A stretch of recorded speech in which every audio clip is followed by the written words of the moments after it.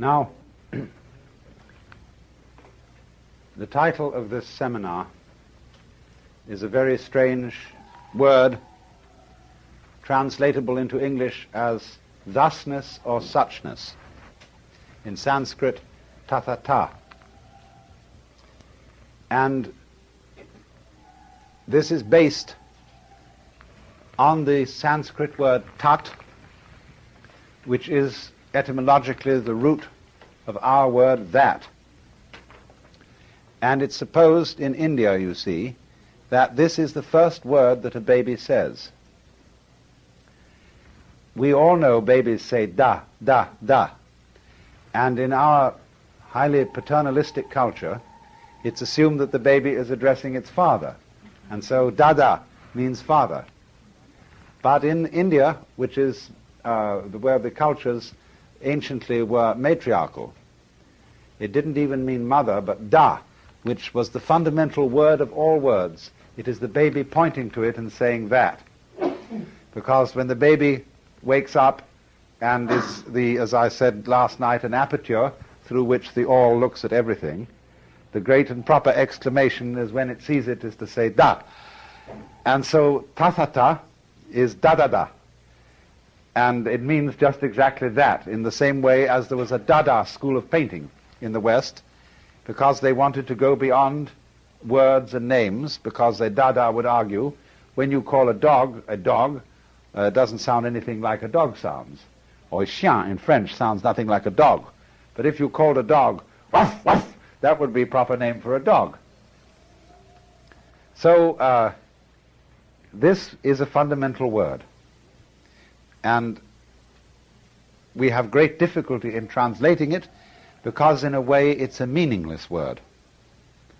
Now then, in order to understand this subject properly, I must not take too much for granted.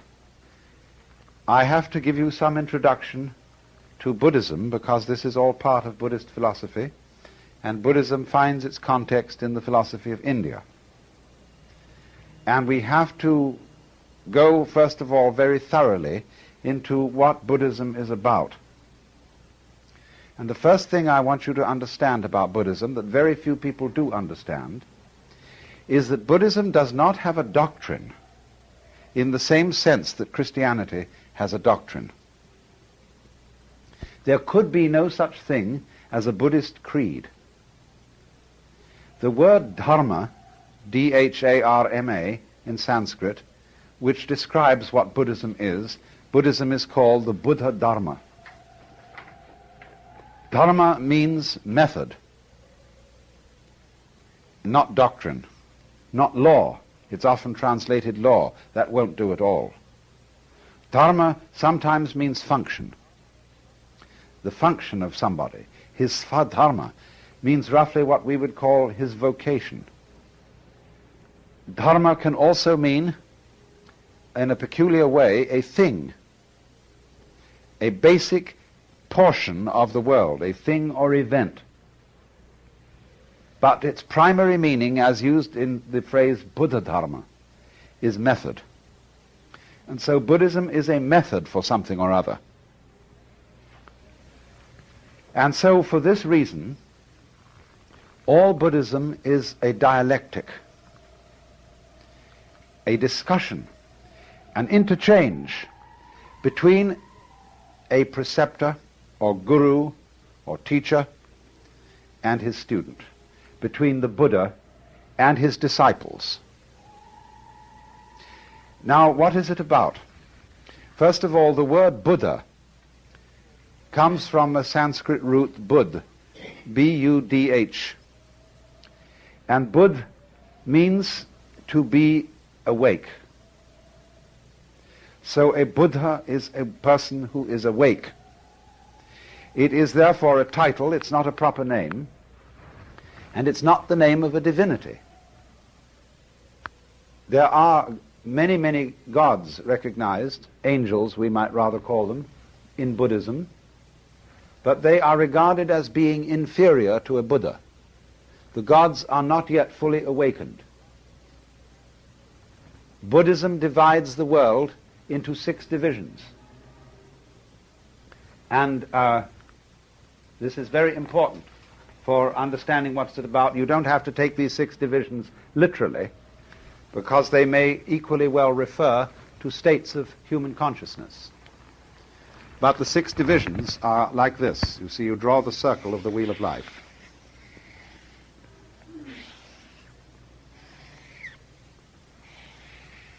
And in the top section of the circle, you have the Deva world. And Deva, from which we get our word devil, actually means the angels. The reason is this, that when the Iranians had battles with the Aryans, the northern Indians called their gods Deva. So the Persians insulted them by using that word for devils. And then they had here Asura, who were in this division, and these are spirits of wrath. And so opposite Ahura in Persian, Ahura Mazda is the Lord of Light, because they were enemies. But so here are the Devas on top. And next to them on this side are the powers of divine wrath in the sense of energy, vigor. And below, opposite the Devas, are the Naraka, and those are the purgatories. That's where everybody is as unhappy as they can possibly be. Here are animals in this section. Here are men and women. And here are things called pretas. Pretas are frustrated spirits with very large stomachs and very small mouths. Now this is the rat race of existence, called samsara in Sanskrit. Samsara, the round of birth and death. And this is the nadir, this is the zenith, and this is the nadir. This is as high as you can get, that's as low as you can get. And that's always going to happen to you while you work on the principle of a squirrel cage. That is to say, so long as you are trying to make progress, you will go up. But up always implies down. So while you are trying to get better and better and better, that means that when you get to the best, you can only go on to the worst. And so you go round and round and round, ever chasing the illusion that there is something outside yourself, outside your here and now, to be attained that will make things better.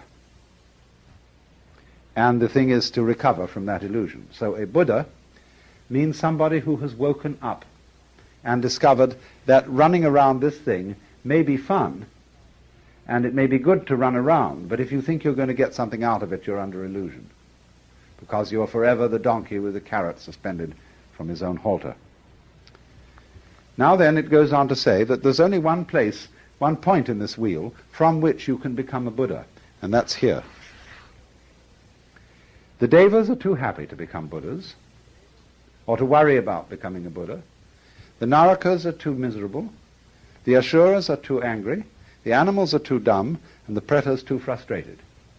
Only in the middle position, the position of man, which is, you could say, the equal position, the position of sufficient equanimity to begin to think about getting off this rat race.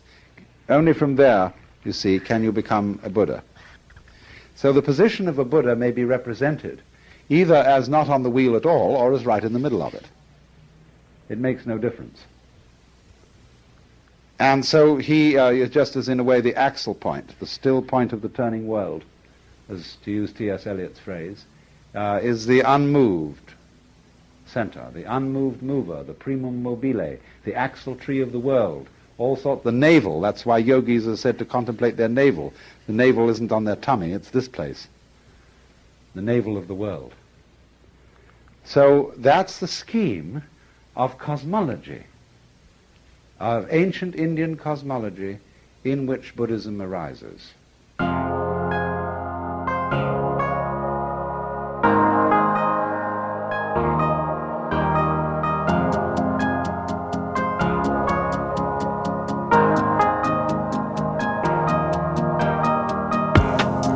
Đêm buồn lặng lẽ, một mình tôi nhìn mưa rơi chợt thấy bồi hồi thao thức đợi chờ người xưa đến.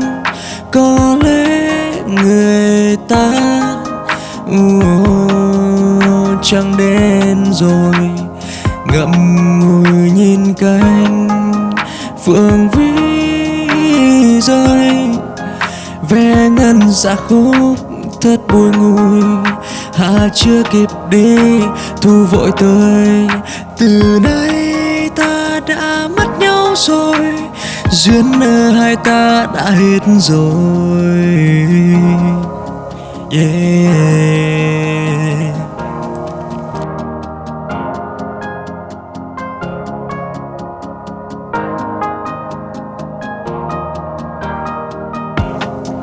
Đêm buồn lặng lẽ một mình tôi, nhìn mưa rơi chợt thấy bồi hồi, thao thức đợi chờ người xưa đến. Có lẽ người ta chẳng đến rồi, ngậm ngùi nhìn cánh phượng vĩ rơi. Ve ngân dạ khúc thật bùi ngùi, hà chưa kịp đi thu vội tới. Từ nay ta đã mất nhau rồi, duyên nợ hai ta đã hết rồi. Yeah.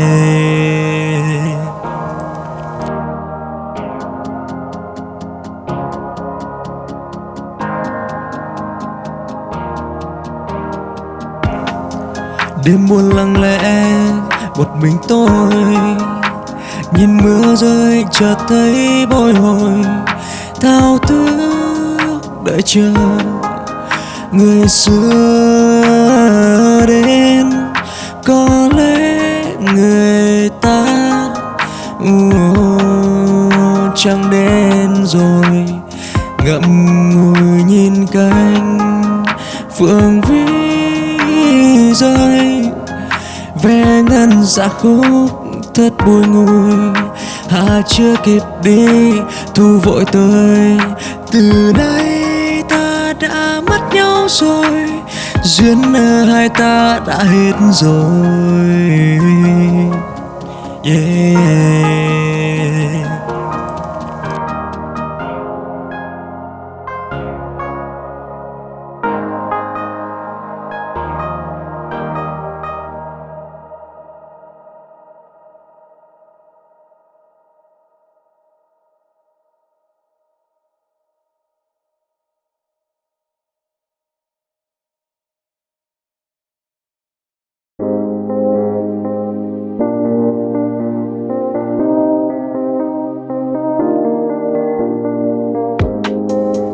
Phải đâu ta muôn độc thân,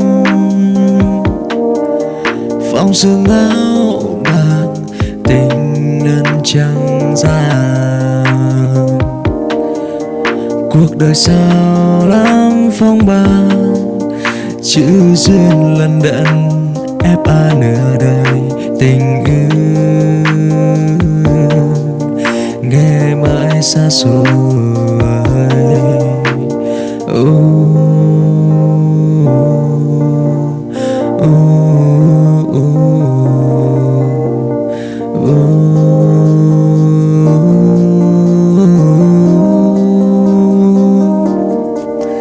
Khi đi lúc đến như chơi trốn tìm, thôi đành mặc kệ con tim, để cho số phận tự tìm lấy nhau. Mình chẳng thích đi theo xu thế, nhưng tại sao vẫn để đến đây? Chắc là mình đẹp thế này, mọi người cứ nghĩ mình đây có bồ. Tôi mặc kệ đời số mình đây, sống ép ấy mình cũng thấy cũng vui, khỏi cần em phải những mùi ghen hơn cay đắng.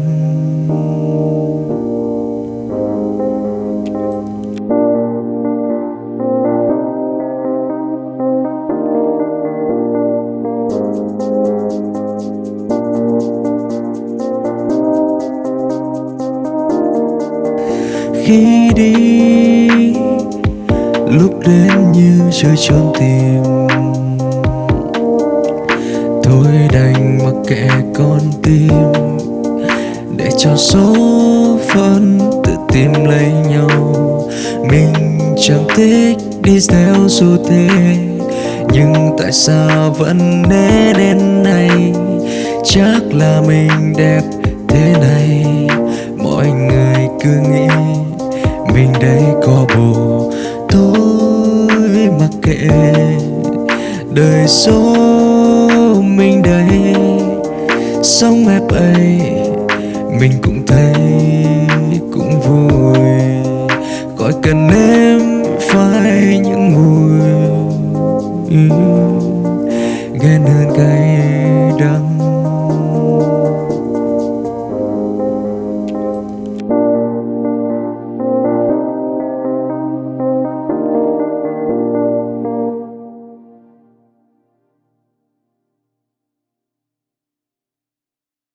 Young man, being basically troubled by the great problems that we're all troubled with, the problem of suffering and the problem of what all this universe is about, he endeavored to follow the methods that were then being used by people who were shramanas or vanaprasthas, forest dwellers.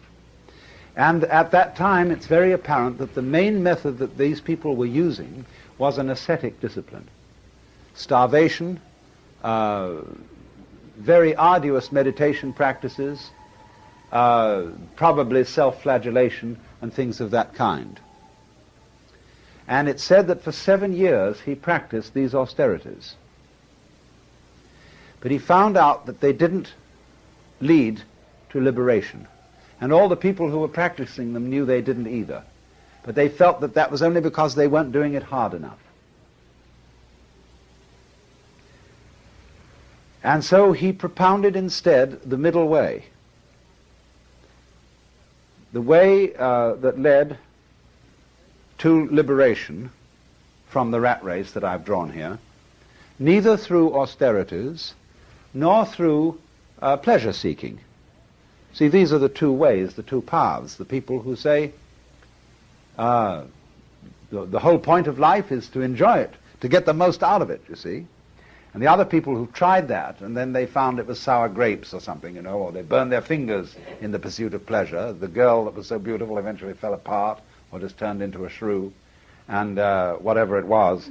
And so they said, instead, let us torment ourselves.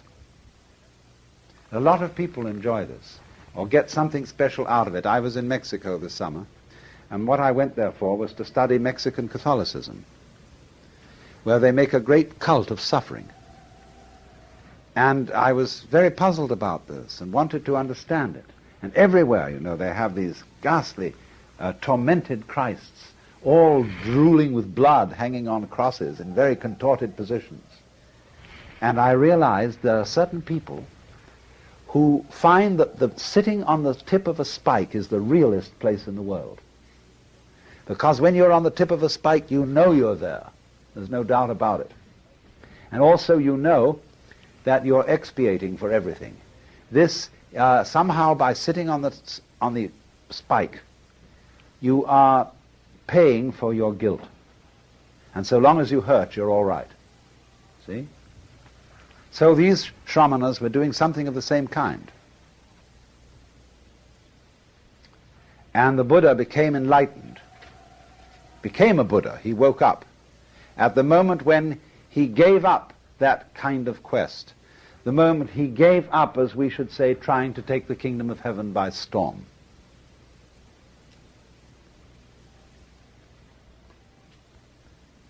Now, what does this mean?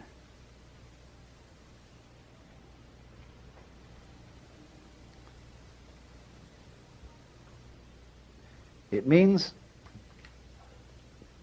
that in his time, the way of liberation had become competitive, which meant it was on the wrong track. There are a lot of people who, we call it the holier-than-thou attitude.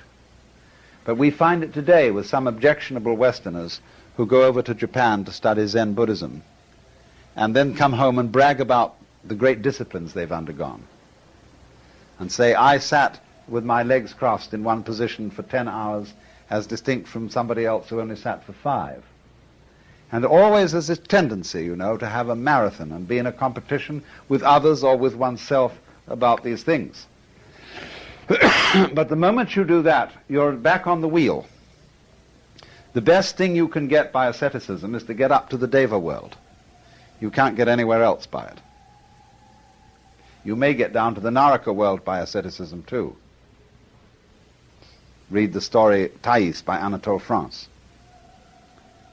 So he found, you see, that the real path, the middle way, the meaning of the middle way is that it's the path that can't be followed. Because to get you onto the middle way, I have to get into a dialogue with you, you see, and you say to me, because after all it's always the student that raises the problem, not the teacher. You say, well, now what's the right thing to do? I say back to you, why are you looking for the right thing to do? And then you have to consider your situation, where you are. And you say, well, I'm looking for the right thing to do because I feel that I'm in the wrong situation. I don't have peace of mind. Why do you want peace of mind? Because my mind is disturbed. Then in other words, you as a disturbed mind are trying to find peace of mind. Your quest for peace of mind is the same thing as having a disturbed mind. Now, if you don't have a disturbed mind, you won't ask for peace of mind. Well, how can I quiet my mind? Why are you asking to quiet your mind? Because it's disturbed. You see where you are? So in this way, by this dialogue, the guru, the teacher, brings a person back to center.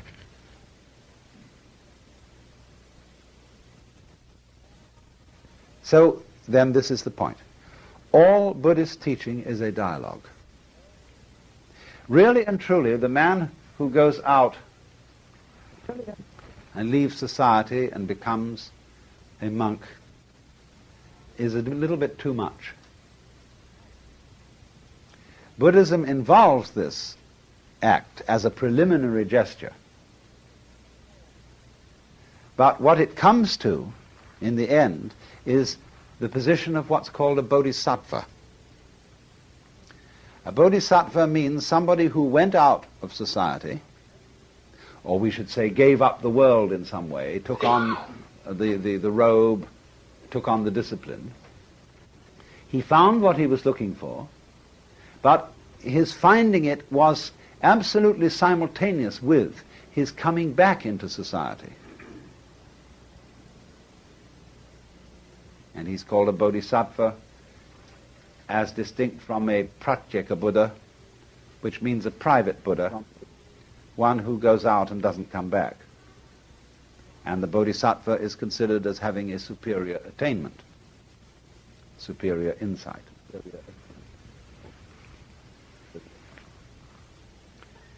So the important thing to remember then is Buddhism is a dialogue. And its teaching is a method, and not a doctrine. Now, the teaching of Buddhism is summed up in what are called the Four Noble Truths. The truth of suffering, the truth about the origin of suffering, the truth about the ceasing of suffering, and the truth about the way to the ceasing of suffering. Dukkha, D-U-H-K-H-A, is the Sanskrit word we translate suffering, discord, frustration, something like that. That's always the problem, you see. And this, because of suffering, is the reason why human beings seek out teachers and saviors. I hurt, and I don't want to hurt. So that's the universal problem, you see, that everybody brings. So then the teacher replies to this problem So then, by saying, you suffer because you crave things. Trishna, Trishna, from which we get our word thirst, Trishna, craving or desire, is the cause of suffering. That's the second truth. Now, the Buddhist analyzes this a bit. He says, the world is dukkha. He says, it's full of frustration, and it's also characterized by impermanence, anitya, and by non-entityness, anatman. That means that no thing exists.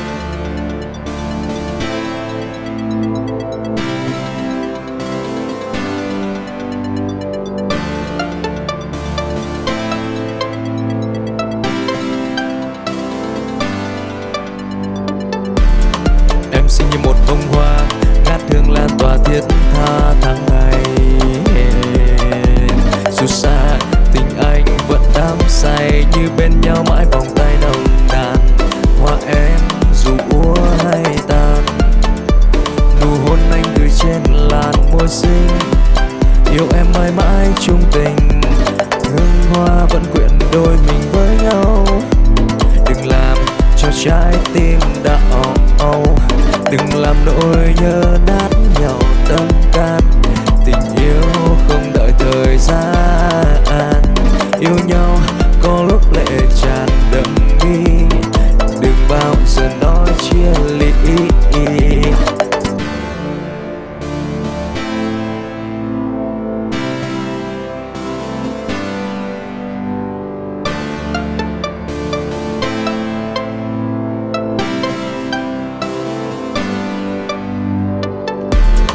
Em sinh như một bông hoa ngát hương lan tỏa thiết tha tháng ngày. Dù xa tình anh vẫn đắm say, như bên nhau mãi vòng tay nồng nàn. Hoa em dù úa hay tàn, nụ hôn anh gửi trên làn môi xinh, yêu em mãi mãi chung tình. Hương hoa vẫn quyện đôi mình với nhau, đừng làm cho trái tim đau, đừng làm nỗi nhớ nát nhau tâm can. Tình yêu không đợi thời gian, yêu nhau có lúc lệ tràn đậm mi, đừng bao giờ nói chia ly.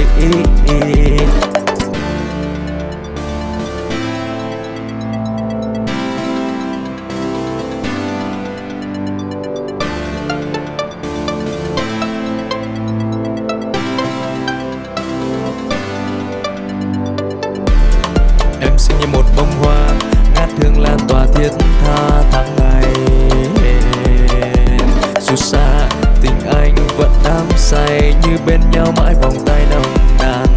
Hoa em dù úa hay tàn, nụ hôn anh gửi trên làn môi xinh, yêu em mãi mãi chung tình. Hương hoa vẫn quyện đôi mình với nhau, đừng làm cho trái tim đau, đừng làm nỗi nhớ nát nhau tâm can. Tình yêu không đợi thời gian, yêu nhau có lúc lệ tràn đậm mi, đừng bao giờ nói chia ly.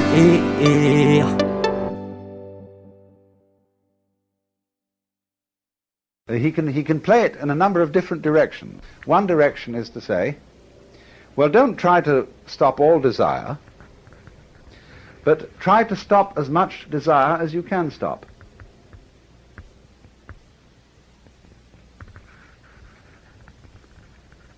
You see where this is going to go. Then they're going to say, well, I'm a little excessive about desiring to stop desire. Well, if you're naturally excessive about it, he says, try to be as slightly excessive as you can. You see? Now, do you see what's leading here? If you follow that course, you are being brought to center. in the same way as I demonstrated before. You're being brought to yourself, to accept yourself as you are here and now, totally. But you can't do that directly, because if you try to accept yourself, you will always find that in yourself there is a spirit of the non-acceptance of things, and you have to accept that. So the teacher would say, don't try to accept yourself more than you can accept yourself. Accept yourself as much as you can accept yourself. Because then you see you are also accepting the part of you that doesn't accept. Or he may try on another tack. He may say, all right, now, if you've seen that it's that desiring not to desire is simply another form of desire. You're trying, for example, to get rid of your sensuous appetites.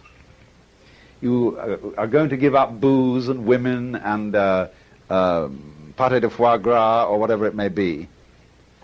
And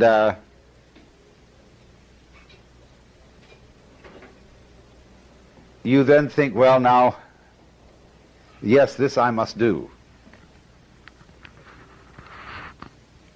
And eventually you find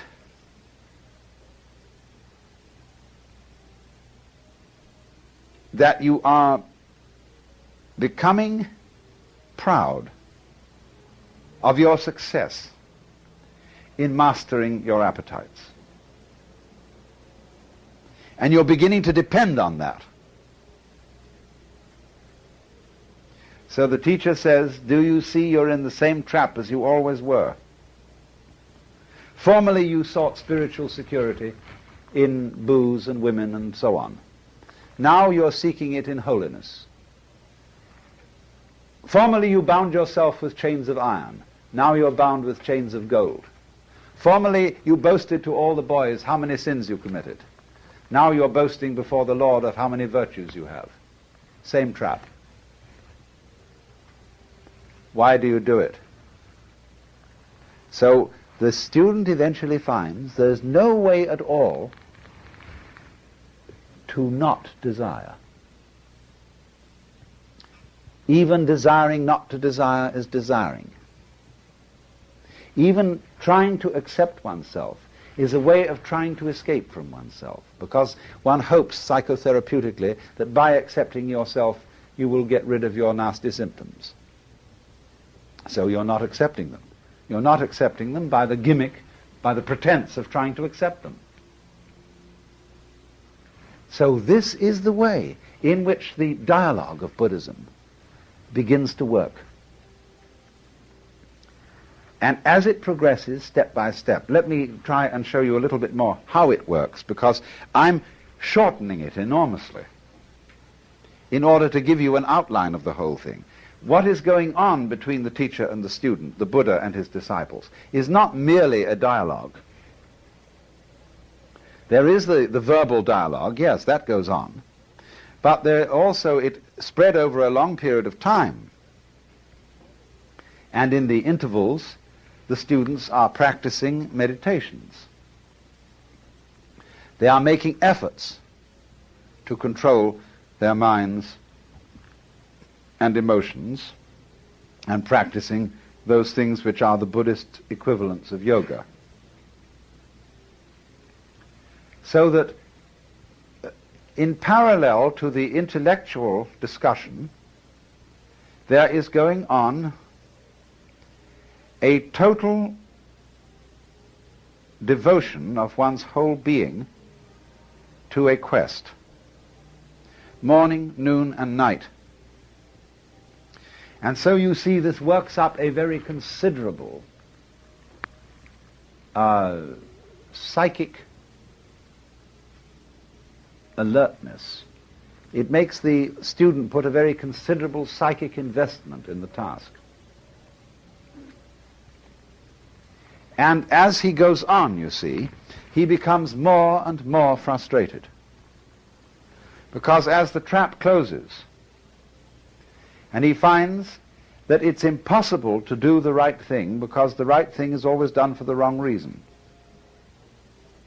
When the wrong man uses the right means work in the wrong way. You see? There is something you could do to attain liberation, or as the Christian would say, union with God, if you could do it.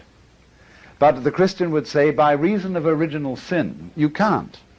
Because through original sin, everybody is basically selfish. And you can't be unselfish for a selfish reason. But you have only selfish reasons.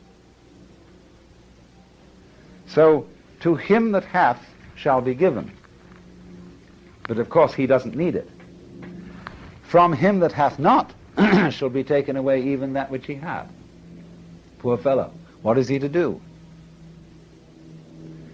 So you see, in this way, the teacher closes a trap on the student, where he finds himself completely impotent. Not only can he not do anything that will bring about his salvation, he is also unable not to do anything. One might say, you must do nothing. You must be completely passive. But you can't do that, because the moment you try to be passive, you're doing something. So you get into the state which they call in Zen Buddhism a mosquito biting an iron bull. Or as we would say in our Western idiom, the state when the irresistible force meets the immovable object. Where something must be done, but simply cannot be done. And in this state of maximum frustration, there is an opportunity to understand the situation. To understand that the meaning of the state, I cannot do, I cannot not do. The meaning of this state is that the separate I which you thought yourself to be is an illusion. That's why it cannot do and why it cannot not do. You see, what is our I, our ego? Sometime in the development of man, maybe 3, 4, 5,000 years ago, we developed self-consciousness in a peculiar way. We began to realize that by directed thought we could control our environment. And then it was, you see, that we had a sense of responsibility. Let's just assume, for the sake of argument, that there was a time when nobody deliberated. They did exactly what they felt like. When you were hungry, you ate. When you were thirsty, you drank. When you were angry, you hit something. When you were happy, you danced. But you never stopped to think what was the right thing to do. You just trusted your intuition, your instincts, your unconscious, or whatever it might be called. Well, that was great, because nobody worried. Nobody had any problems when it was like that. See, a baby is in the same situation today. Now, maybe you were unsuccessful. Maybe the thing you did spontaneously was absolutely the wrong thing, and the tiger ate you up. Well, that was all right, because it really doesn't matter if the tiger eats you up, so long as you weren't spending your previous time worrying about it. See, everybody dies, and if you die clunk like that, that's that.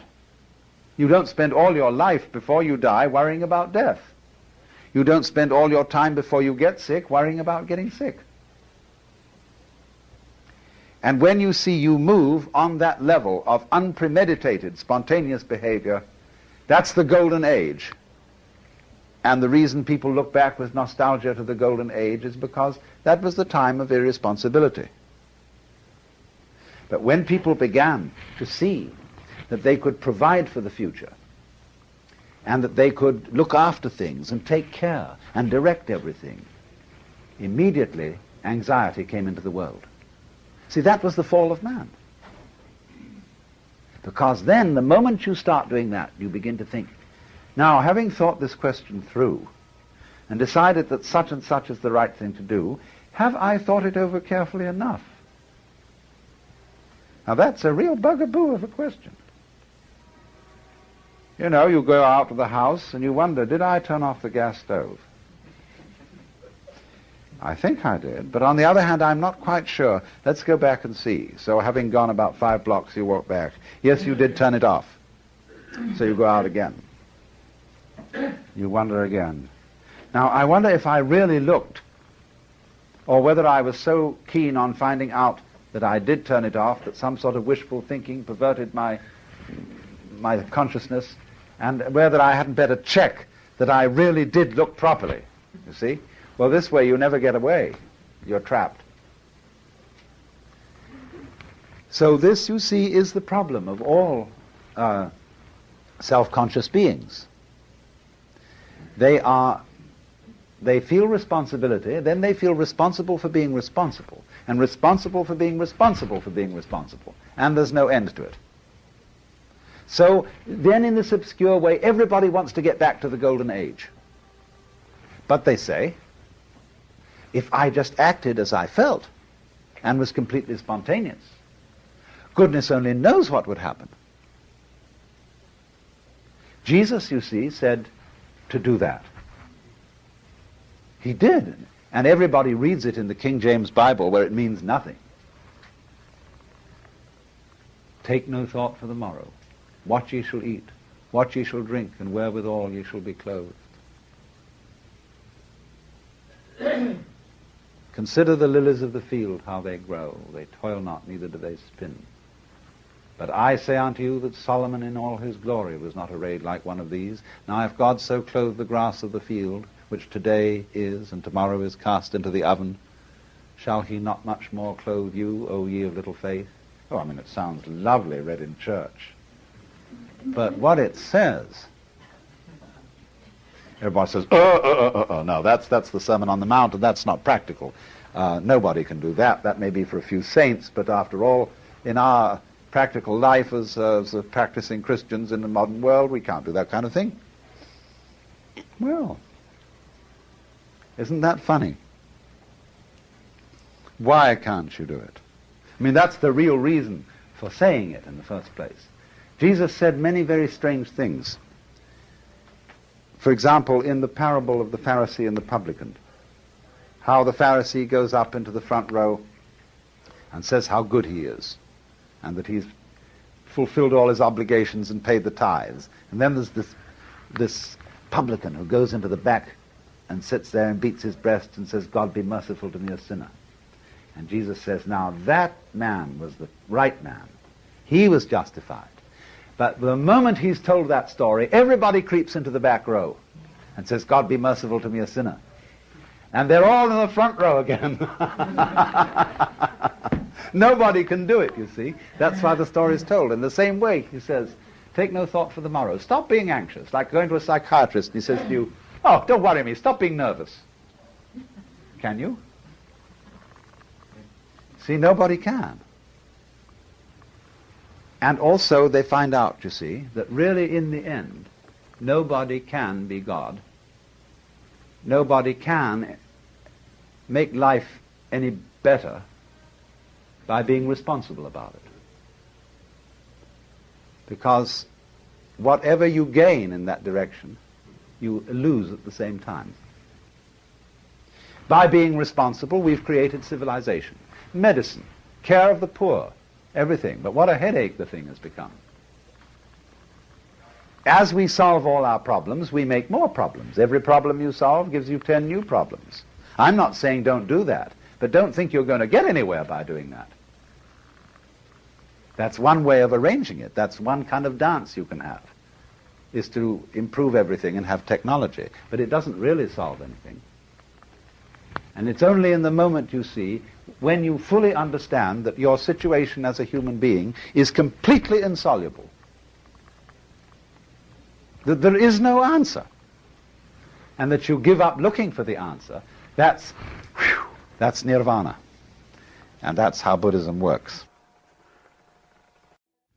In the first session last night, I was making two principal points about the nature of Buddhism. Number one, that it's a dharma or method, and its method is a dialogue, or what is sometimes called dialectic. It is basically a conversation, a dialogue, the beginning of which is not necessarily at all the same thing as the end. The reason is that the discovery which constitutes the foundation of Buddhism, the experience of awakening, can't be stated. Or at least, if it can be stated, it can't be stated in such a way that the mere statement will communicate the experience to somebody else. The experience itself is the culmination of an adventure, and one has to go through that adventure in order to come to it. I've sometimes tried to describe this adventure as a reductio ad absurdum of one's own false views, through a process wherein the teacher makes you act consistently upon your false views, so that you come to find out experimentally that they are false. And indeed, one might say, Buddhism has nothing to teach, nothing whatever. All it has to do is to get rid of illusions. And then the content, the experience happens when the illusions are gone, just like the sun comes out when the clouds go away. But if you try to manufacture the sun before the clouds have gone away, you see what I mean? And you paint the sun on this side of the clouds, it's not the real sun. So in this way, the speculation as such, ideation as such, does not lead to the awakening experience. So then this was the first point then, that it's a dialogue, and from the statements about Buddhism that you can read in books, you will discover only the opening phases of the dialogue. One of the methods that's used in this respect, people say, now, Buddhism teaches that all things are subject to change. Nothing is permanent. Now, that isn't exactly what Buddhism teaches. A more subtle scholar will tell you that the Buddha taught that the world is impermanent in order to counteract the wrong view that it's permanent. And Buddhist teachers always work in oppositions. If a person asks you a question about philosophical matters, you should reply in terms of everyday matters. What is the fundamental principle of Buddhism? I have just finished washing the saucepans. Or the other way round, if a person asks you a worldly question, you answer with a philosophical one. Please will you pass me the knife? And so the teacher passes it blade first. Please, I want the other end. What would you do with the other end? You see? Here the metaphysics comes in answer to the practical question. And so if once when R.H. Blythe, who's a great Zen student, was asked by some students, do you believe in God? He replied, if you do, I don't. If you don't, I do. So,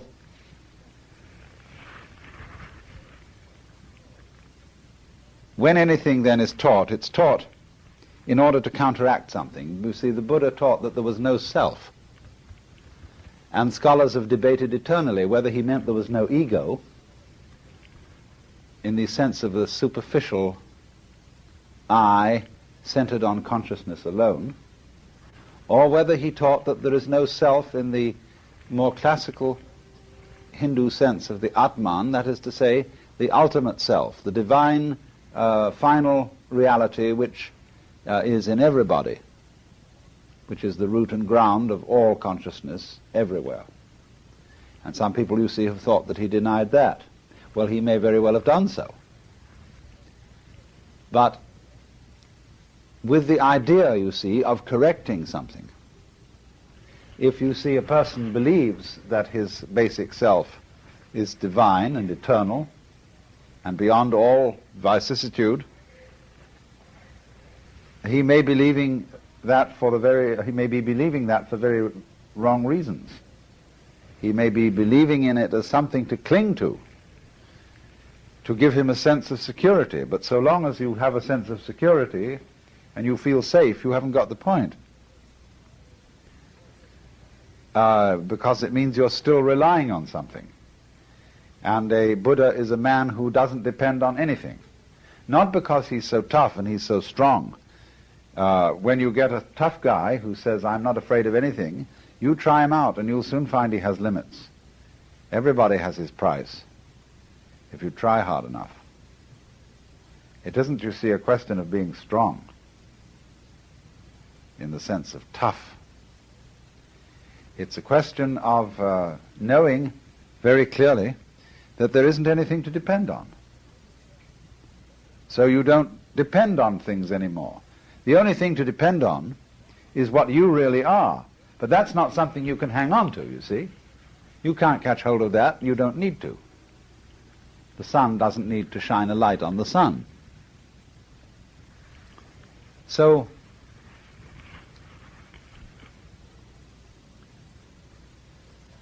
by the exploration of the dialectic, the teacher, by talking this way and talking that way, completely undermines you. That is to say, he digs out all the dirt from underneath you. And you drop, or think you do, because you're used to having the earth there.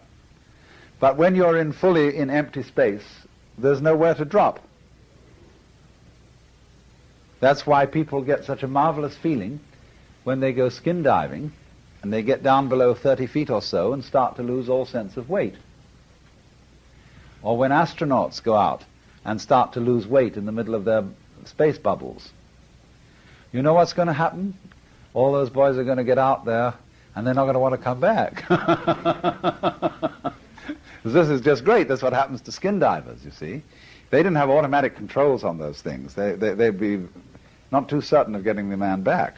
Because when people go down skin diving and they stay down too long, so you have to have a watch with you, or someone with a string on you, or something, to know exactly when you've got to make the trip back. You may have oxygen to last you a long time, but you're going to go out of your mind, because you will suddenly realize that nothing matters, that everything is okay. I mean, so what? Supposing I do die. And people take off their oxygen masks and present it to a fish. Say, have a drag.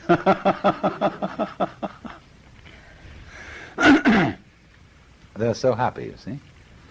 So you know the famous story when Suzuki was asked, what is it like to have Satori? He said, well, it's just like ordinary everyday experience, except about 2 inches off the ground.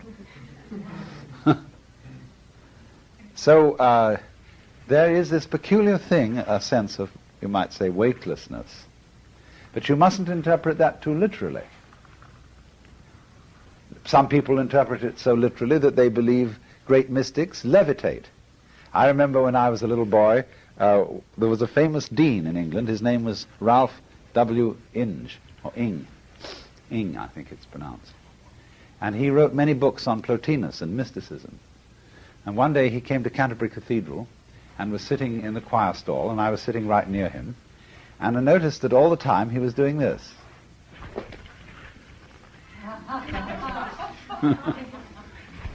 He had a stick, you know, but people said it was because he was always about to levitate. Had to keep himself pressed down.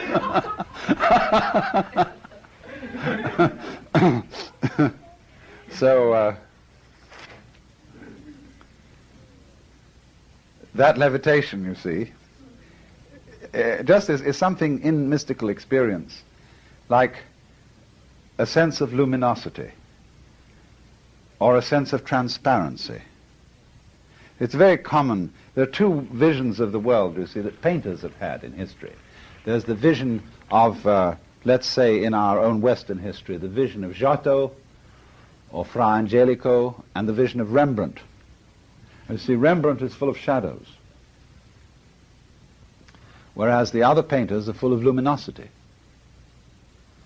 And then you can get some painters who are not only full of shadows, but their paintings look as if they were all drawn just outside a Foster's frieze. You know what a Foster's frieze is? I don't know if you have them on the East Coast, but you probably have the equivalent. They're places where they sell ice cream custard.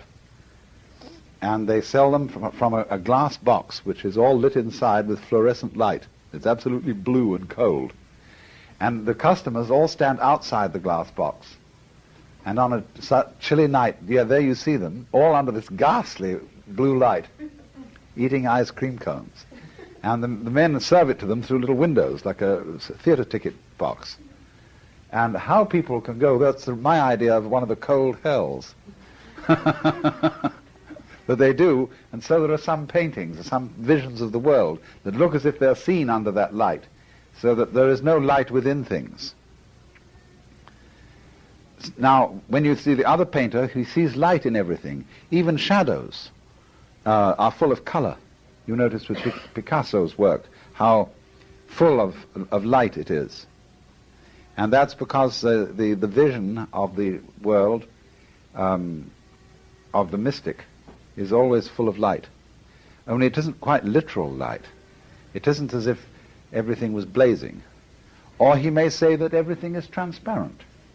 And it doesn't mean that he can see through your body to the wall or the other person behind. It means that things are transparent because they're clear. It has become clear. A problem has disappeared that I thought was a real problem, and now it is clear. I can't tell you how it's clear, but it is. And that's what we're going to get to in finding out what thusness is. When things are seen in the state of thusness or suchness, they are clear. There is no further problem about them. They are what they are, and they do what they do. And if you can really penetrate that, as we shall go into it, you will see the mystery clear up. The mystery clears up when you get to the point that you don't know what questions to ask anymore. The questions have vanished. The problem has vanished.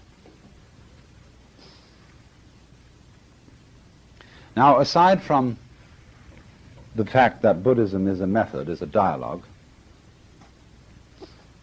I explained too that it's a transformation of one's state of consciousness. That's what awakening means. That is to say,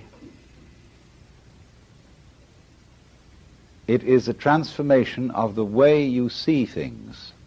Almost, I could say, the way you sense them.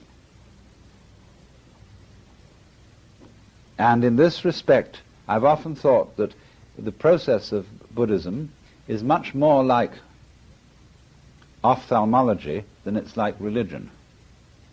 An ophthalmologist is a person who corrects your vision so that you see clearly.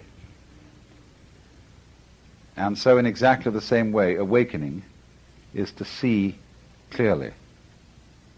A transformation of consciousness. Be careful of the implications that that word may have, because it doesn't mean necessarily an ecstatic state of affairs, and it doesn't mean an unnatural or even strange state of affairs. I mean, you could imagine that if you put on blue glasses, you would for a while see everything looking blue. It isn't something like that at all. Or it isn't as if you saw everything in a different way, like you suddenly put on the eyes of a fly, you see. and suddenly everything became multiple. You saw this room and the people in it hundreds of times all at once. It isn't something like that. It's just that everything is the way it always was, except it has a completely different meaning. And there is a curious connection between the experience of this and the understanding of it.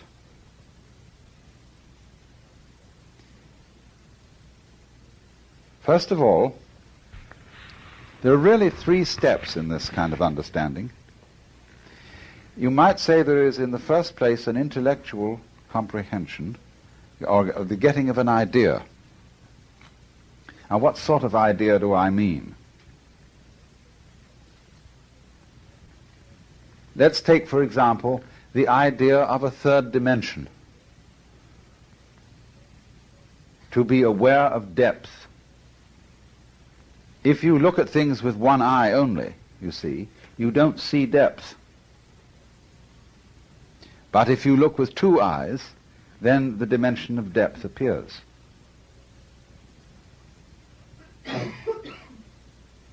And once you, though, have understood depth, though, you can see depth. For example, I don't look at things with 2 eyes at once.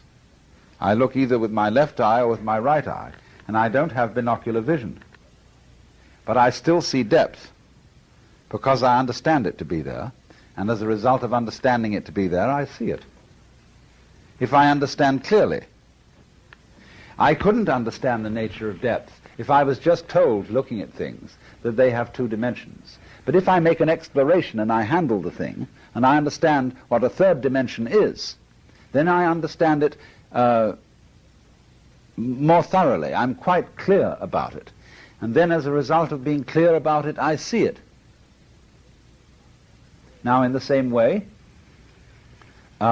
people did at one time actually see, believe it or not, the crystal spheres in which the planets were supported. We would say, how did they see it if it was transparent? Well, they saw it. They knew it was up there. And it was there for all to see, because naturally you can always see through crystal. It's clear. You see, people really think like that. And they see things if they're hypnotized into seeing them. Now then, if you take the suggestion away, then they won't see anymore. Or conversely, if you have the idea of a number system which is only 1, 2, 3 many, nobody can see 4 things. They will see something that other people call 4, but they won't see 4, they will just see many. And 4 will be as many as 5. They might begin then to have a concept of a little many and a big many, and a middle many. That's 3 again. They won't be able to get little many, not so little many, rather large many, very big many. You see, they won't be able to do that, so long as their number system is 1, 2, 3 many. So then it can never be a fact for such a person that a room has 4 corners. It has many corners, or else 3. But once you've got the idea of 4, then you can see that it has 4 corners. When I see the sun rising, I know that the sun isn't moving, but the earth is turning. One has traveled enough in aeroplanes to see that for oneself. And the question then now is this. If someone believes that the sun is rising and the earth is still, when he looks at the sunrise, is he seeing the same thing I'm seeing? I don't think he is. Because my seeing has an entirely different interpretation on it than his seeing. So, what you understand also determines what you see. So that's what's meant by a Jnana yoga in India, a method of awakening through intellectual mind, through intellectual understanding. People say you can't get it intellectually. That's partly true, but only partly true. that means, first of all, well, for example, the old Hindu saying that you cannot get wisdom through books is, as I explained, because it's a dialogue. But also it's because the books that exist are only notes. In other words, all the sacred books are nothing more than memoranda, just like the notation of Hindu music is only a memorandum. It's not something you follow. It's a reminder of a certain raga or theme, and then you play it and improvise on it. So in the same way, all the aphorisms in the Yoga Sutra or the verses of the Gita and so on, they're notes, little jottings, and then the teacher will explain them.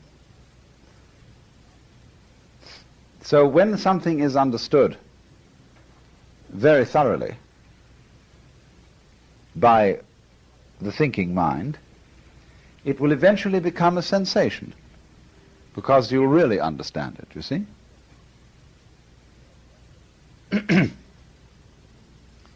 So that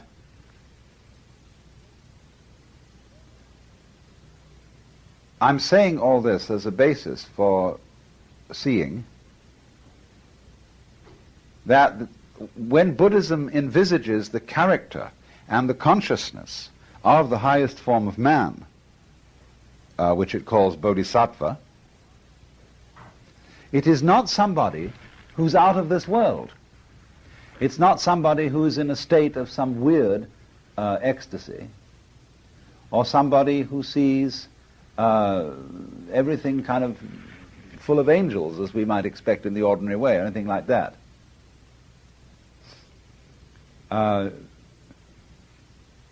Real angels, gods, and so on, are very different from what you might suppose in the imagery. You can find out, for example, that the dust is full of gods. If you really look at dust, and that the pores of your skin contain many universes. And that's marvelous, you see. That's to see that things are full of gods, but you're still not seeing anything different from the ordinary things you see, but you've got a different understanding of it. So, having a different understanding, you're nevertheless the same world, same everyday life, same everything going on that everybody else has. The understanding, in other words, is not away from this everyday kind of experience we're having now. So there's the bodhisattva. And this is an extraordinarily important vision for the whole of Asia. Why? Because there was always a tendency in Asian spirituality to want to go away. That's very understandable, because when life is rough and there are terrible plagues and wars and hunger and diseases, a lot of people would think, oh, enough is enough is enough. And if this is going to go on and on, if we're going to be reincarnated back and back into this mess, isn't there some way of getting out? So in that way, you can lose all interest in everyday life. For example, supposing you are a drunk, a really serious, dedicated drunk, and lots of people are. They want out. And they couldn't care less whether they have no money, whether they're going to die, whether they're dead, just so long as they can stay out. Now, you might say, as we look at people like that, well, that's very sad. It's terrible. Look at, they're wasting their lives. But from their point of view, they're not. They're living the real out life they want to live. Or a person may be an opium addict, you see, and he'll be in his special paradise. And you say, well, isn't that terrible? Well, he wants out. And from his point of view, as he looks at it, it's perfectly all right, because he thinks the people who are pursuing those ends which are considered virtuous and practical, he thinks they're out of their minds. Why do all that? Why do you have to go on struggling and struggling and struggling to keep alive? What do you think that's going to give you? You see? So he feels it doesn't matter if it ends sooner or if it ends later. Time is an illusion. In his state of consciousness, he can make a tiny little bit of time into a long, long time. He can experience 100 years in an afternoon or longer. And some people think, you see, that you might have immortality through the fact that in the moment of your death, your sense of time gets longer and longer and longer and longer and longer and longer. So that although from the standpoint of an outside observer who is not in your state of consciousness, it looks as if you're having your head cut off in a hurry, from your standpoint, that lasts forever because of the alteration of your time rhythm. See how slippery philosophy can be. And so people can think all these things and they can get lost. And there was always a tendency in Oriental culture to do that. And from our point of view, that's a bad thing. Well, from, say, the Chinese point of view, also, it was a bad thing. The Chinese were very practical. And like, they believed in the family and in having children and husbands and wives and in industriousness and in building and in arts and in cultivating the soil by very ingenious methods. And so there was a special appeal to them in the idea of the bodhisattva. Bodhisattva, you see, he's not like the extremely contemplative private Buddha. You won't find a bodhisattva sitting all day under a tree in a state of rapt absorption, so that anybody who comes up and knocks on him won't get an answer. He'll be like everybody else, or he will look like everybody else, because he will see that this everyday world too is it. This nothing special world. Misty rain on Mount Lu, waves surging at Zhejiang. When you have not been there, no rest from the pain of longing. But you go there and come back. It was nothing special. Misty rain on Mount Lu, surging waves at Zhejiang. This isn't meant, you see, to debunk it and say, well, after all, it was a nasty baby anyhow, it only died to spite us. It isn't it isn't a kind of thing, oh, it was nothing, like that. In the idea of nothing special, or buji, there is a way of saying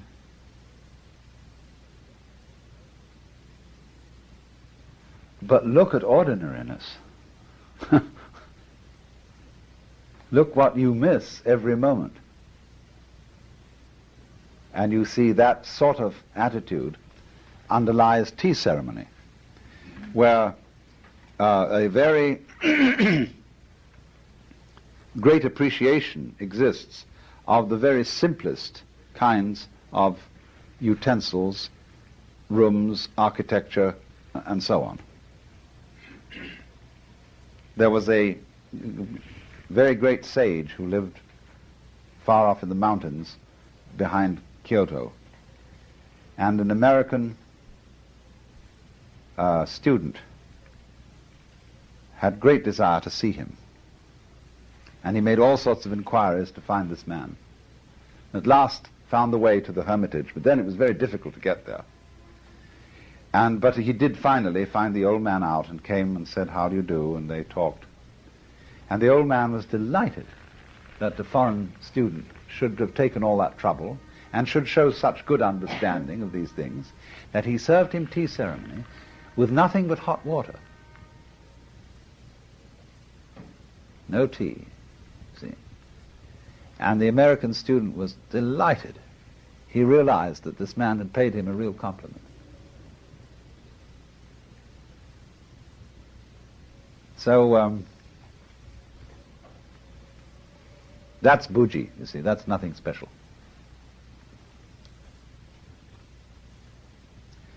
Now then,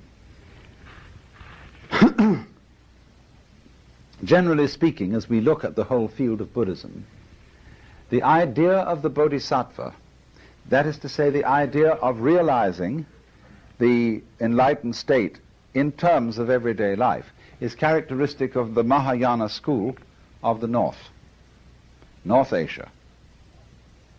Whereas the Theravada, or sometimes Hinayana school of South Asia, still has its emphasis on the idea of getting away. Still very much concentrates on the ideal of the monkish life, which is celibate and away from all everydayness, all attachment, all kinds of worldly responsibility. And so those monks in their yellow robes are very much a people apart.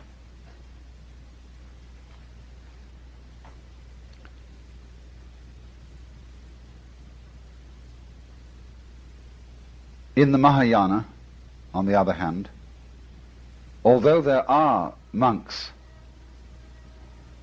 they aren't monks quite in the sense of the Southern school. I mean, it's like a Roman Catholic priest is not supposed to marry, but an Episcopalian priest may. So in that sense, the Southern monks are like Roman Catholic monks, and the Northern monks are like Anglican clergy, something like that, except that they have a rule that if they do live in a monastery, they mayn't take wives in there, and likewise the nuns mayn't have husbands in there. But if they live apart in a temple, a priest may have a wife, because they see no fundamental inconsistency between the state of deeply illuminated consciousness and living in some kind of affectionate human community and society.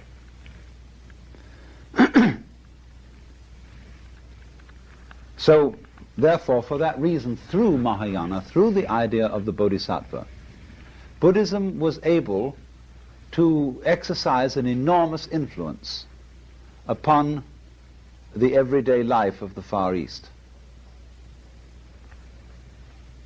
to express itself through art forms that were by no means stereotyped, not merely iconographic and stylized. Buddhism in the Far East expressed itself through naturalistic art forms. And so it's an extraordinary thing, but you see the religious painting of China, insofar as it is influenced by Zen Buddhism, very rarely has a religious subject. When you would say, what is Christian art? Well, you would recognize that certain great schools and styles, you would say, you would associate Romanesque architecture with Christianity, certainly Gothic architecture. You would associate early Italian painting, or a great deal of Russian painting, with Christianity, peculiarly. But Christian art, you see, always seems to have for its subject matter the Christ, the saints, the angels, the incidents in the lives of the saints, their martyrdoms, and so on and so forth.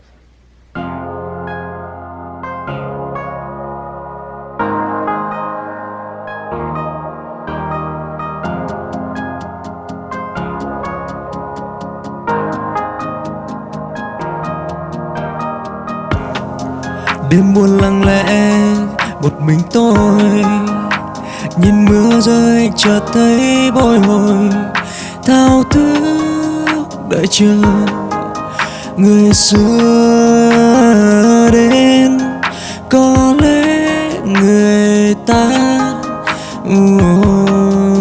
chẳng đến rồi, ngậm ngùi nhìn cánh phượng vĩ rơi, ve ngân dạ khúc thật bùi ngùi. Hà chưa kịp đi, thu vội tới. Từ nay ta đã mất nhau rồi, duyên nợ hai ta đã hết rồi. Yeah.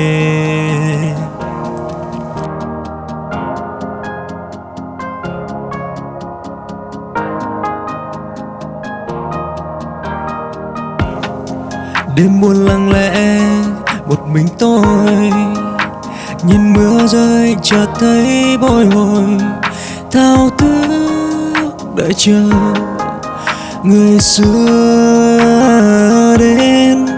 Có lẽ người ta chẳng đến rồi, ngậm ngùi nhìn cánh phượng vĩ rơi. Ve ngân dạ khúc thật bùi ngùi. Hà chưa kịp đi, thu vội tới. Từ nay ta đã mất nhau rồi, duyên nợ hai ta đã hết rồi. Yeah.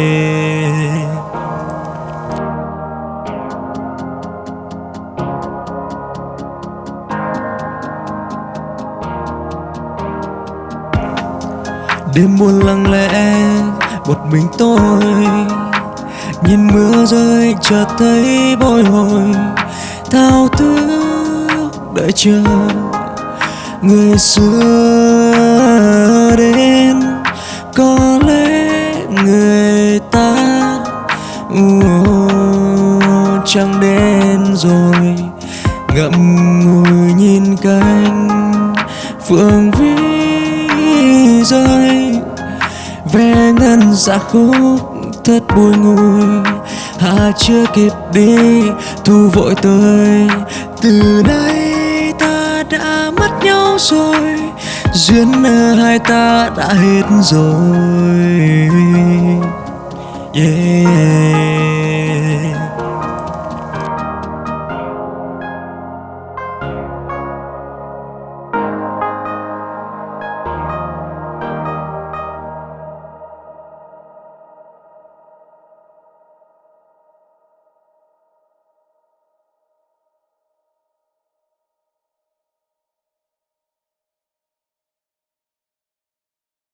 To me talking, you may try to make sense of the words. But actually, in the sense of the words that I'm saying, isn't the content of what I'm trying to explain. The content of what I'm trying to explain can be heard in the sound of my voice. And in order to listen to that properly, you have to go beyond its meaning.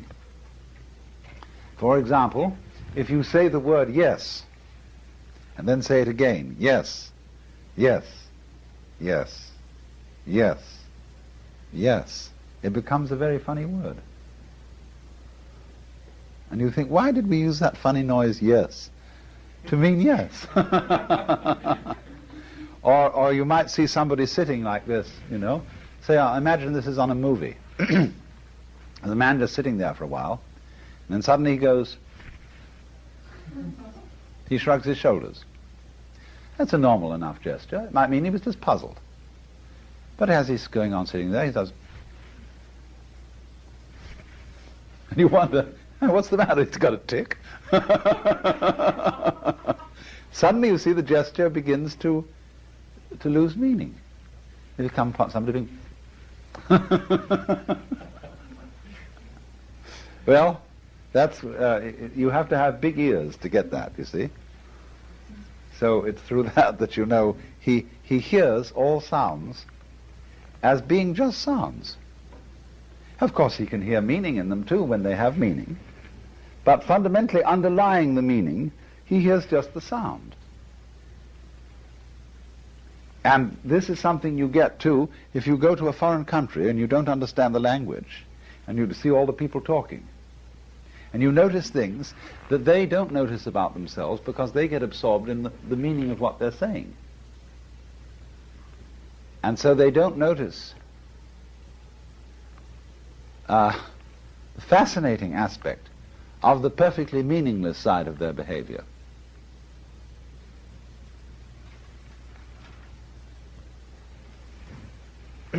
But at any rate, the whole approach of the whole result of the Bodhisattva doctrine in the art of the Far East is to create what Spiegelberg has called the religion of non-religion, where the religion became so perfect that it left no trace. It's like when you build a house, you erect scaffolding. When you finish, you take the scaffolding away. And you wonder, if you'd never seen a house being built, how on earth the builders got up so high. So in the same way, the ancient idea of Buddhism is that the Buddhism is a ferry boat. And it's designed to take you across the stream, from this shore, which is samsara, the rat race, to the other shore, which is nirvana. When you get on the other side, you get off the ferry, see? The ferry boat goes back to bring the next party over. But if you stay on the ferry boat, that means, you see, you're in love with the ferry boat. And you're in danger of becoming a religious maniac. And people do that, you see. You know how it is. You've probably had that experience. People who join a church and then become fascinated with all the things that go with church. They like Bibles, not just for what's in them, but the smell of the Bible, the appearance of the Bible, has something holy and numinous about it. And they like crucifixes. Now, a crucifix is a pretty grisly object, a corpse nailed on beams. But they get jeweled crucifixes, beautiful works of art, enameled, gorgeous things. And people with a great religious feeling love to finger those things, you see. And Buddhists, too, do that. They like their rosaries and their Buddha images and the smell of incense. And they get a kind of churchification. The French have a wonderful word for those goods. They call them bondieuserie. And it's a little difficult to translate. Literally, good goddery. But le bon Dieu, you know, everybody, some of this sentimental piece, oh, le bon Dieu. The old lady is always talking about le bon Dieu. And so people say, you know, people who've got church on the brain, le bon Dieu. So all these stores sell bondieuserie. Now, while this, you see, is in its own way understandable, the whole point is that in the supreme state of understanding, you get rid of bondieuserie altogether.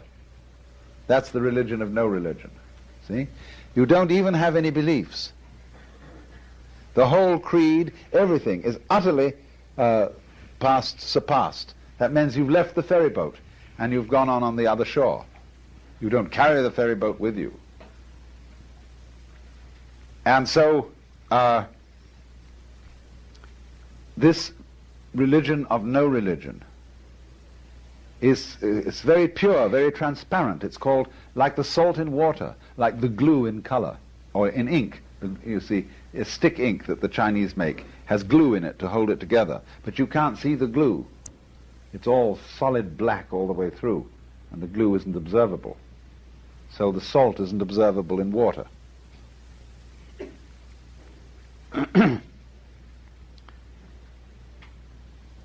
In this way, you see, religion is being used as a medicine and not as a diet. The Dharma is to use a Zen expression, it's like picking up a brick to knock at somebody's door. And when the door opens, you don't carry the brick into the house. So a person, you see, who has much religion has what is called in Zen a Zen stink. And that's considered rather bad, a rather specially bad smell. And one of the Zen poems says, to know your original mind, your essential nature, that is the great disease of our religion, of our school. See? So people who have this thing, who have Zen, and you can say, well, that fellow's a Buddhist, and he has this special thing he has, you know. It's like those of us who have the disadvantage of our eyes not being quite good, we have to wear spectacles. And this nuisance you carry around with you all over the place, gadget you have to fix on you. And or people who belong, like clergy, to a religious order, have to go around in funny clothes. And the rabbi, who has a beautiful beard, but he will wear a beastly black Homburg hat, which is so unnatural, you see. So they have this apparatus. In a way, they're like people with artificial legs, crutches, and so on. So it isn't something that's worked. It isn't working like a medicine. Because if a medicine works, you get rid of it. If the doctor is successful, he gets rid of his patients.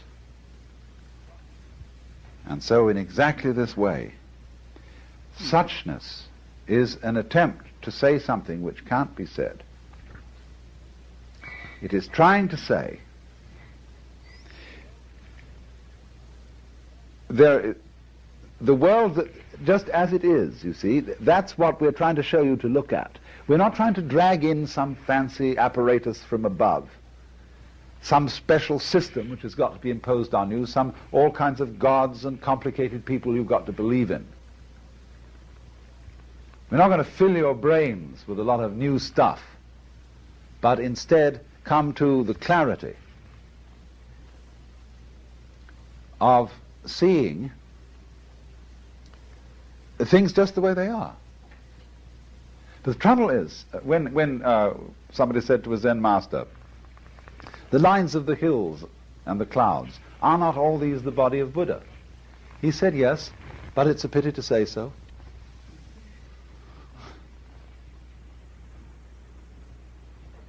And so even to have to say, look, that, see? It's just a little bit too much. Just a little bit too much.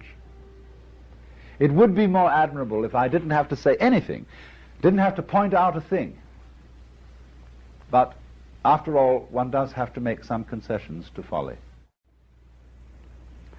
This morning, I was discussing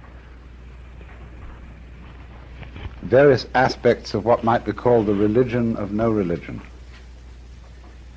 considering religion as a raft for crossing a river, or rather religion in the sense of dharma, not so much the doctrine as the method, considering it as the raft for crossing a river, as the brick for knocking at a door, as a medicine to cure a sickness, which when it's worked, you get rid of. And I was showing you that this in the Far East culminated in a type of life, a way of life, where to some very large extent the outward symptoms of religiousness disappear, especially in the art forms, where the icon ceases to be the figure of the holy person or the deity or whatever, and becomes simply a flowering branch, a rock, flowing water, clouds, birds, and funny little old men. You know, a curious thing goes on in the whole world of religious practice. And that is, the older a religion gets, the more the distance of time lends such eminence to its original founders that they become superhumanized. And the practice of the religion that they founded becomes sort of derived of power. It just sinks into going through the motions, because people say, well, we're living in a decadent age. In the past there were these great heroes who did all these marvelous things, Buddha and Jesus and Confucius and all their great followers. But today everybody is rotten, and nobody can expect to get more than a little way. I had a friend who went to India He was an astonishing fellow because he was earnest. He would do anything. He was full of the power of self-discipline. And he put himself under an Indian master who came to this country in the first place. And he became a vegetarian, and he practiced yoga every day, and he was determined to get that thing. So finally his teacher told him the best place he could go to in India. And off he went, and he joined a yoga school. There was a whole faculty, and everybody was practicing yoga. And he was so earnest and he was so devoted that within 4 weeks he could do everything that the other students could do. And they had been there maybe 2 or 3 years. And so when he got to that, he mastered all the physical postures and the breathing exercises and the concentration exercises. And so he said to one of the older students, now, what about real samadhi? Do you get that around here? And the student said, no, none of us have got it yet. You better ask the teachers. So he began asking around the members of the faculty, what about samadhi? Do you get this? Well, they said, no, not yet. Well, he said, I'm willing, he said, to spend any amount of time here. I don't have to get back. I've got just enough funds to get by. And so I'm willing to do anything you tell me, to practice with all my heart. Can you, do any of you have samadhi? They said, well, no, not yet. Does anybody? Can you direct me to someone who does have it? Well, I said about 125 years ago there was someone who was really considered to have had it. And so then he began to think, why is it then that when the members of the faculty come out of their meditation period, they all look as if they'd just had a good sleep?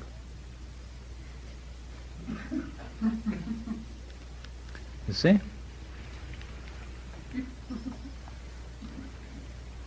There begins to always grow up the concept of a golden age.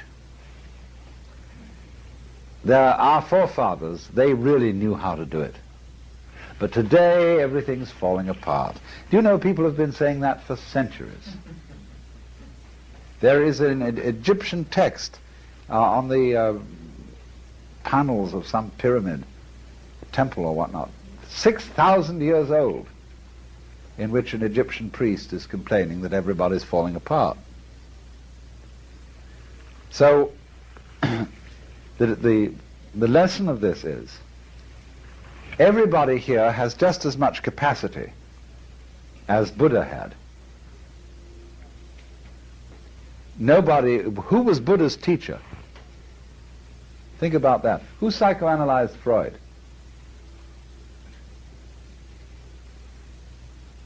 Somebody has to start. And so everybody has the potentiality of being the first one.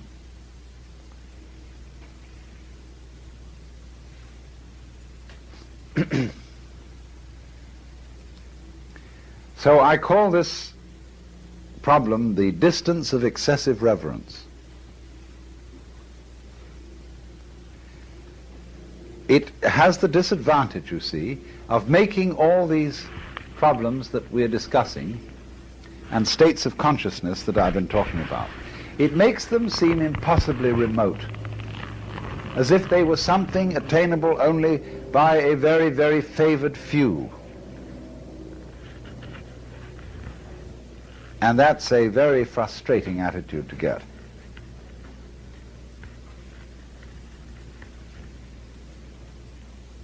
We were discussing this morning the sense that people have when they read Zen literature, that the thing is just round the corner. I just almost was on it. See, that's much more healthy attitude than that, oh, this thing will require many, many years of practice. Now, it so often turns out, you know, that the person who feels that it's just round the corner will feel this way for many years. Only, he won't be put off by the idea of many, many years' work yet to do, but will always, in the feeling that it's always almost instantly available, his interest will be maintained for an extraordinarily long time. thinking of how much work there is to be done just puts some people out of commission. You know, you've got to answer a lot of letters, and they've stacked up and stacked up and stacked up. It's an appalling pile. And eventually everything gets so complicated that you're inclined to take the whole bunch of correspondence and throw it in the fire. But if you have to answer it, for some reason or other, you can only answer it one letter at a time. Same way with washing dishes. When they pile up on the drying board, and you get this mountain of dishes, and you think, oh, I've got to go through that. I've done it before, I've got to do it again this afternoon, and for year in and year out I can see all those dishes I've got to wash in the future, and lo and behold, the pile of dishes on the draining board grows higher and higher in your mind's eye until it's absolutely overwhelming. And you say, well, maybe some super dishwasher, some kitchen maid of the past who was a great hero would undertake this sort of life. But poor little me, I can't do that sort of thing. Whereas the only way to wash them is one by one, as if each one was the only one you had to wash. That's obvious. So don't be discouraged by this attitude that you find so commonly among Asian peoples in their feeling about Buddhism and Hinduism, that it's something so great that it's only cut out for very few supermen. Don't let that put you off. It may be true statistically. When you review the vast, vast multitude of human beings that there are, but so likewise, from a statistical point of view, this group of you gathered here, and maybe some comparable groups dotted around the country in various places, constitute a tiny, tiny fragment of the total population. And I suppose some external observer could say, of you, rare, rare indeed are the people who are interested enough in all this to give it, you know, a weekend's thought even. But from your own subjective standpoint, you're not a statistic. You're not one of a special elect few, such that you've joined a secret society and have become self-conscious about it. You may be, from a certain point of view, one of an elect few, but from your own point of view, you're just your own direct, perfectly straightforward self, with no particular claims to fame or whatever it may be.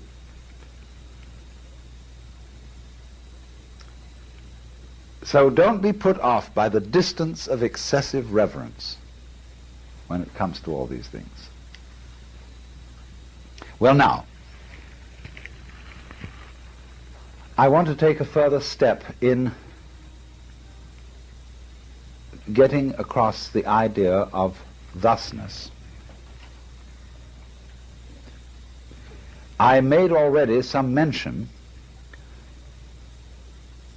of looking at words as if they were things that had no meaning, but were just noises, but interesting noises, just as the shape of a leaf is an interesting shape. Now, consider first of all the shape of a leaf.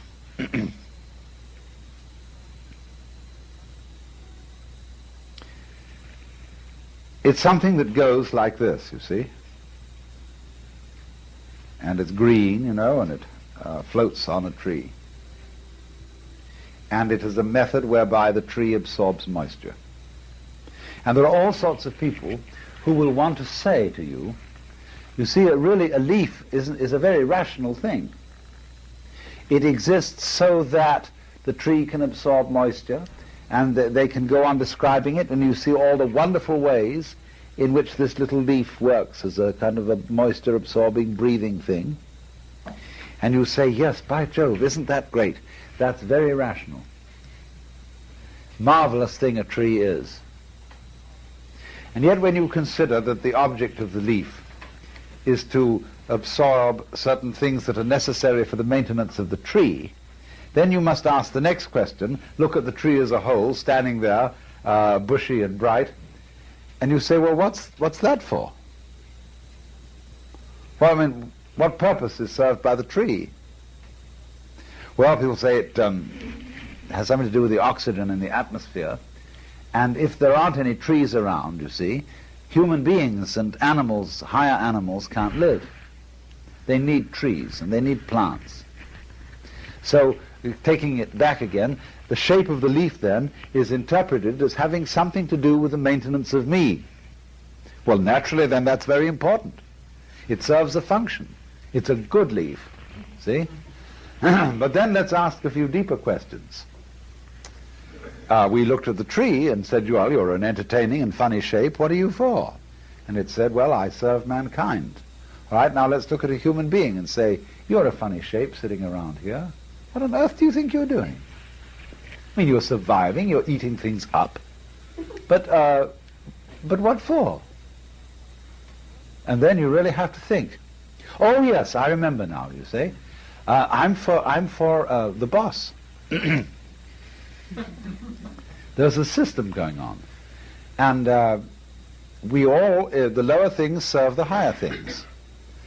And there's something higher than us. There are angels above us, and then above all the angels there's God. And we serve God. Oh. And that's the meaning of human life, to serve God. All right? Now, what's God for? See? There he is, sitting up in heaven. However you want to interpret God, whether you want to interpret God in a primitive way, as an old gentleman, kindly disposed, very powerful, clothed in the skies, upon the golden throne, surrounded by all the angels, playing those harps I told you about. You know, the angel's harp is the entire spectrum of physical possibilities. You know, from cosmic rays to hard X-rays on the other end, or whatever it is. I'm not a physicist. But that's the harp of the angel, and the Lord God, clothed with the skies, there they all are sitting in heaven. And they're looking at him and saying, well, Lord, you're the most beautiful thing we ever saw. You're the answer. But why? See, what's he for? Well, they agreed. They sat around there for a long time, and they said, really, Lord, we look at you and we decided you aren't for anything.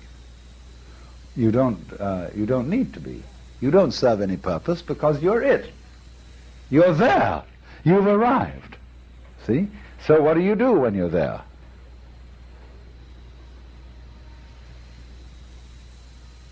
What does the Lord do, you see? I mean, I think you'll understand my figurative language.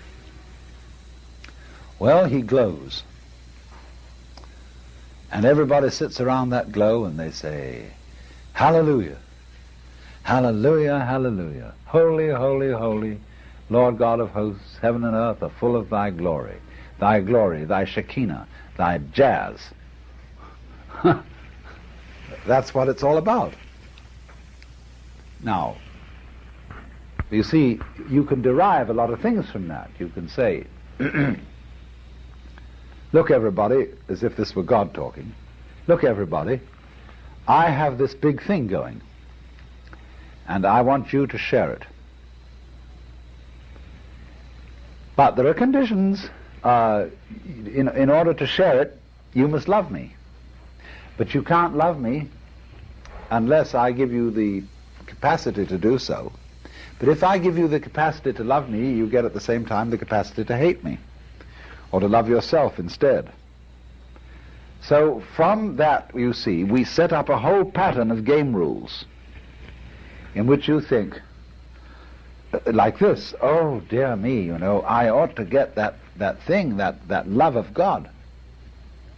That's terribly serious. I ought to get that, because if I don't get that, I haven't made it. I haven't got the purpose of the whole creation. And that's terribly difficult to do. But what then when you get it? What then? Suddenly the whole thing changes. And it's no longer this awful kind of thing, will I or won't I? Am I good or am I guilty? Am I saint or am I sinner? Then suddenly, at the end of it all, the Christian sees that what he was being invited to, was a party in heaven where they could all sit around and go like this, because that's great, you see, the vibrations. They do it forever. Just like children like to throw stones into a pond and watch the waves go out. Or like birds will sit all through twilight and sing and sing and sing, no hurry, repeating the same themes, sometimes with subtle little variations and so on. They just sit and they sing. So you see, always, when you get down to the bottom of anything, and you say, what's that for? What's that for? You're finally going to get to a point where somebody says, well, I just like to make a noise. I can't explain it, it has no purpose, but I saved my money for years. I bought an insurance policy. I did everything purposefully just so that I could finally sit down and make this noise. Oh, I mean, you may like to smoke cigars, sit in a rocker on the porch, and smell the smell of that smoke. See? You may think that that's very decadent and that you ought to be working for others, that you ought to be raising funds so that there shouldn't be anybody underprivileged. And when you've raised the funds and you've given all that money away to the poor, what are the poor going to do? They've got to find some other poor. They're going to give that, they're going to work for. But then when they've worked for those, and they're all right, and everybody's all right, what are they going to do? Why, they're going to sit on the porch and they smoke a big cigar. Now this has become a serious problem, because it's highly possible that we're entering into an age of automation in which it's not going to be necessary to work.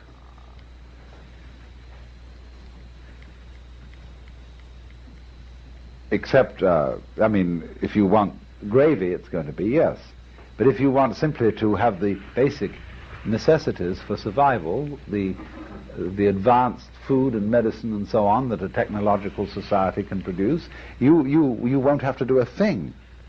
We will move into an age when all that will be, practically speaking, for free, because the machines will earn the money for us, and we'll get paid for it. And people will say, well, now, a human being, well, we've always felt before, you don't have any right to live unless you're productive. You must work, you must produce something. That's why it's always been difficult for a literary man.